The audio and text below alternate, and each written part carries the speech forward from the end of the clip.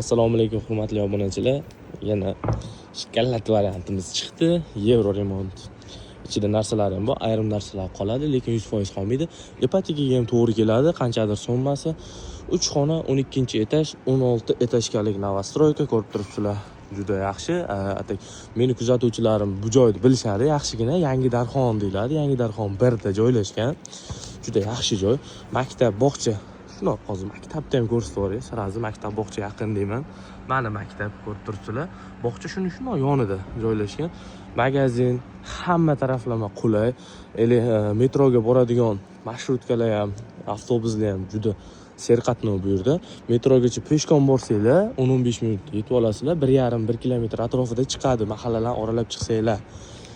Yaxshi, shinam xonadon. Videoni oxirigacha kuzatinglar. Oxirida narxlari bilan sizlarga tanishtirib o'tib ketganman. Endi sal shoshilishda oldim, chunki uy egalari uyda turishar ekan. Endi tushunmagan joylari ham bo'lsa, agar qanaqadir noto'g'ri gapirgan joylarim bo'lsa, oldindan ming bor uzr. Telefon qilsanglar, sizlarga yaxshiroq tushuntirib beraman.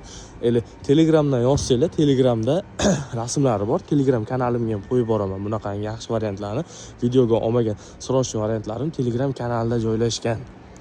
Xonadonimizga ham kirib oldik. Kiroshimiz shunaqa kalidor. Ko'rib turibsizlar, aboylar qilib juda chiroyli yashashar ekan. Uyimiz yevro remont holatda. Koridor ham juda keng, juda uzun koridor. Xonalar kvadratiga ta'sir qilmagan, xonalari ham juda kengish, katta-katta. Oshxona, kirganda birinchi oshxona. Oshxona mebellari qoladi, bitovoy texnikalarni olib chiqib ketishar ekan. Bu yoq sanuzullari ham alohida joylashtirilgan. Ko'rib turibsizlar. Akkuratni qilib kafilaterilgan. Bu yoq hojatxonasi. Hojatxonalar ham juda katta. Kvadratiga nisbatan. Bu yoqda mehmon kutadigan xonasi qilib qo'yilgan. Mebellari qoladi, bitta televizorni olib chiqib ketadi. Uyimiz ham yevro remont holatda turibdi. O'zi uyimiz polniy yevro remont holatida juda shkalat qilib remont qilgan. Bu yoqda spalnisi, endi bolalar uchun mebel texnikalar qilib qo'yilgan. Endi savdosiga qarab, misol uchun mebel texnikalar qoladi yo qolmaydi, hisob kitobini qilsa bo'ladi. Pastda o'sha nomerlar qoldirganimga telefon qilsanglar, bemalol aloqaga chiqamiz. Aloqaga chiqib gaplashsanglar bo'ladi. Narx-navosi ham juda kelishtirilgan holatda. Bu uyimiz ipotekaga beriladi. O'sha shartnomada ko'rsatilgan summagacha yetmagan pullaringga. Bu uyimizning narxiga keladigan bo'lsak, narxi $65,560. Bu yoqda spalnini ham videosini qo'yib o'tib ketaman.